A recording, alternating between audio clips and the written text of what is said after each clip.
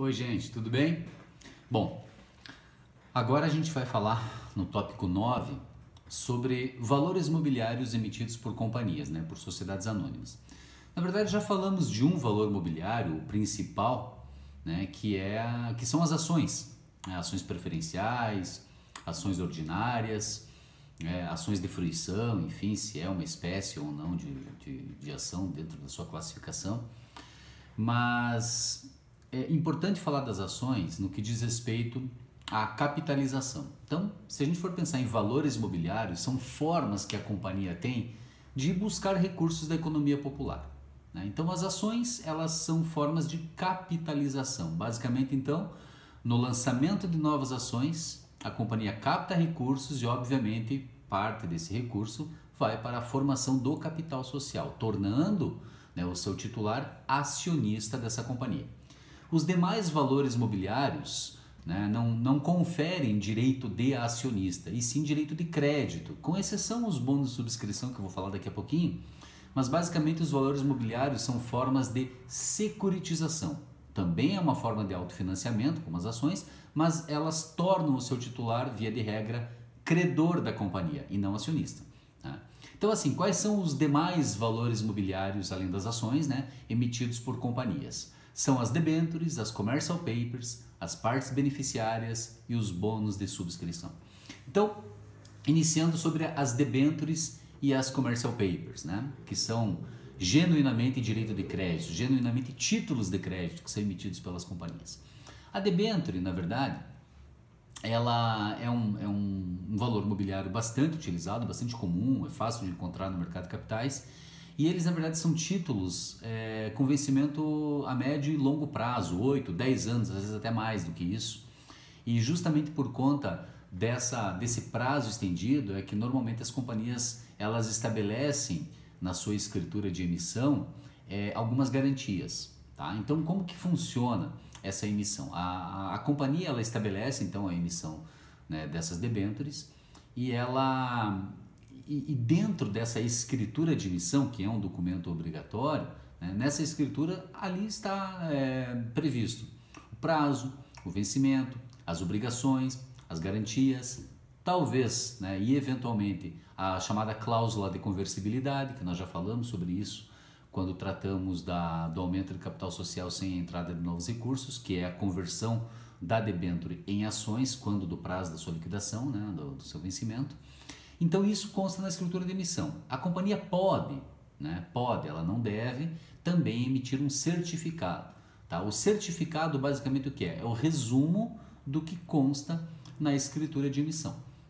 E ali sim, resumidamente, essa questão das indicações quanto a prazo, obrigações, vencimento, a rentabilidade e se existe ou não a chamada cláusula de conversibilidade.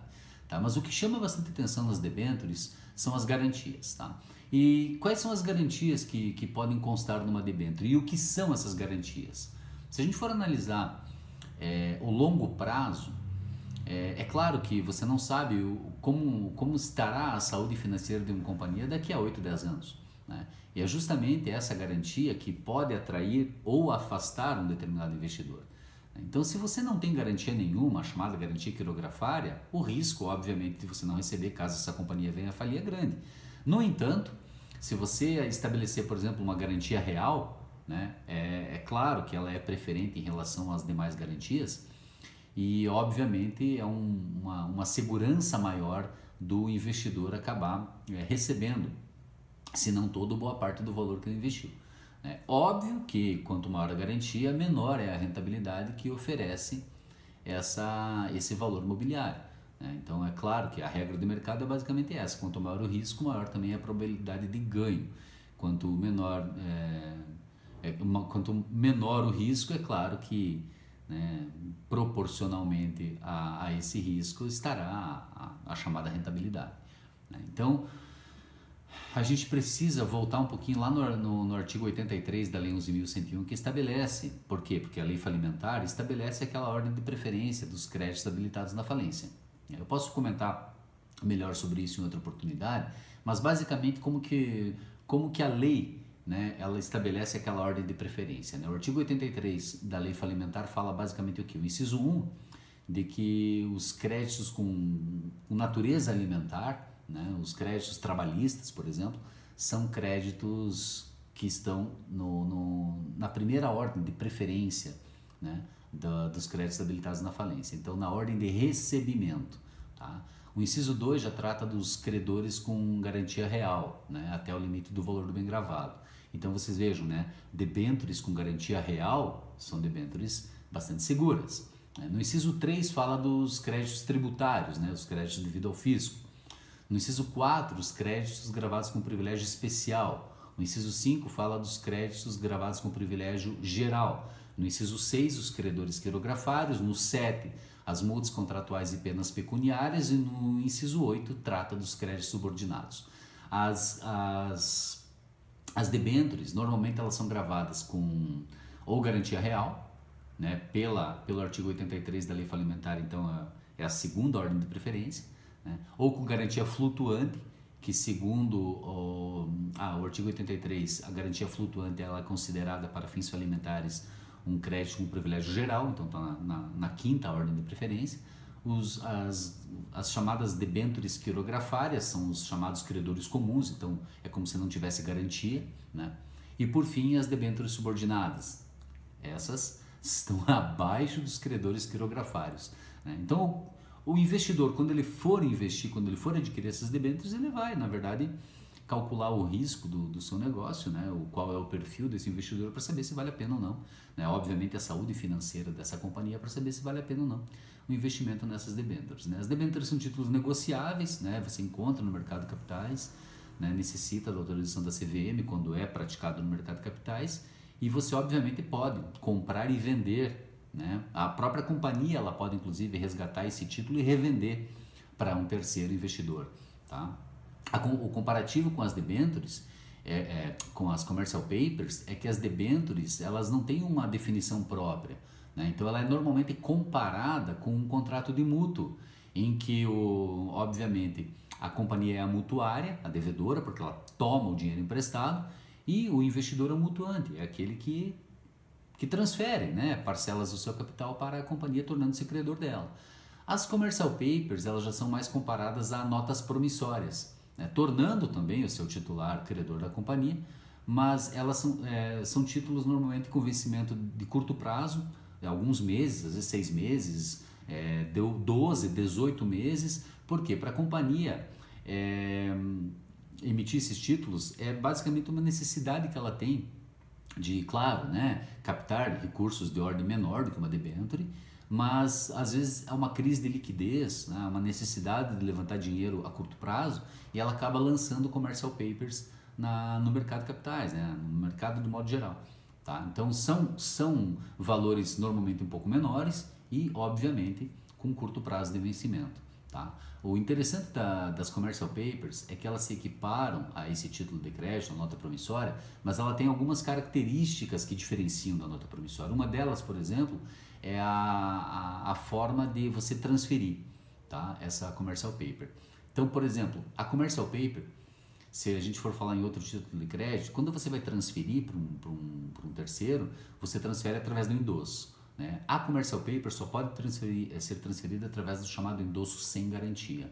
Outra coisa importante também para ter validade essa transferência é que o endosso tem que ser em preto, tá? Ou seja, tem que indicar a quem você está transferindo. Então, endosso sem garantia e endosso em preto são duas características próprias das commercial papers. Se vocês, né, necessitarem, a gente pode comentar um pouquinho melhor sobre essa questão do endosso, né, nos próximos encontros nossos, tá? Mas isso aí claro, é um conteúdo que trata mais da matéria de títulos de crédito, né, que vocês terão no próximo período. É a questão que eu também falei sobre a questão da autorização da CVM, né, para o lançamento delas no mercado de capitais. E por fim, interessante também uma outra característica que fala do resgate da companhia. A debênture, por exemplo, a partir do momento que a companhia compra do debenturista aquele valor mobiliário, ele pode, né, se foi antes do vencimento, obviamente, ele pode, né, renegociar, né, transferir a terceiro que eventualmente queira adquirir essa debênture. Na commercial paper isso não é possível. Se a companhia realizou o resgate antecipado da commercial paper, considera liquidada, tá? Então, obviamente, o resgate antecipado liquida a commercial paper sem possibilidade de revendê-la, tá?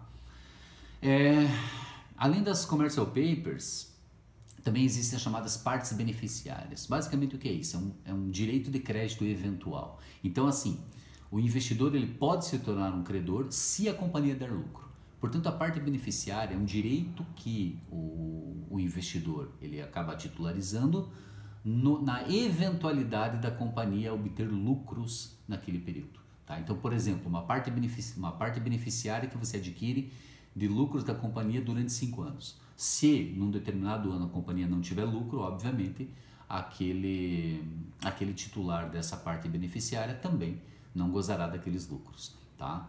É importante também que a companhia ela só pode comprometer até o máximo de 10% do seu lucro para o pagamento das partes beneficiárias. Tá? E por fim os bônus de subscrição. Esse aqui é um pouco diferente. Por quê? Porque o bônus de subscrição ele não dá um direito de crédito, ele dá um direito de preferência ao seu titular. Preferência no quê? Na aquisição de novas ações da companhia. Então a companhia não lançou novas ações no mercado, mas ela pretende fazer isso no futuro próximo. O que ela faz? Ela emite bônus de subscrição. Como o próprio nome já diz, subscrição significa a aquisição das ações pela primeira vez, né? E bônus significa uma vantagem, uma preferência na aquisição dessas ações, se essas ações forem lançadas pela companhia.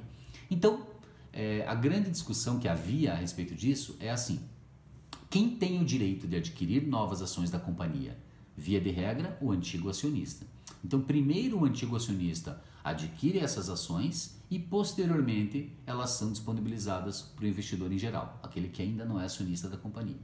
No momento em que a companhia emite bônus de subscrição, o detentor desse bônus de subscrição, ele automaticamente detém essa preferência, né? Ainda que se comparasse aos antigos acionistas. Então, como resolver esse problema? Então, o que a companhia faz? O que a lei estabelece? Quando a companhia vai lançar bônus de subscrição, ela primeiro garante essa preferência, assegura esse direito ao antigo acionista. E aí sim, se os bônus de subscrição não forem adquiridos pelos antigos acionistas, eles podem ser adquiridos no mercado em geral, por qualquer investidor. E quando a companhia for lançar essas ações no mercado, quem deve ter a preferência? Os detentores de bônus de subscrição. Posteriormente, os antigos acionistas e, por fim, os investidores em geral. Então é essa que é a ordem que acaba se estabelecendo para os detentores de bônus de subscrição. Ou seja, há um certo respeito ao antigo acionista porque ele teve a opção de adquirir esses bônus quando eles foram lançados pela companhia, né? Então por isso que quando a companhia for lançar essas ações no mercado, todos os detentores de bônus de subscrição terão preferência sobre todos os demais interessados, inclusive antigos acionistas. Depois desses detentores de bônus todos realizarem as suas opções de compra, aí sim abre-se a oportunidade para os antigos acionistas e, por fim, os investidores em geral. Basicamente é isso.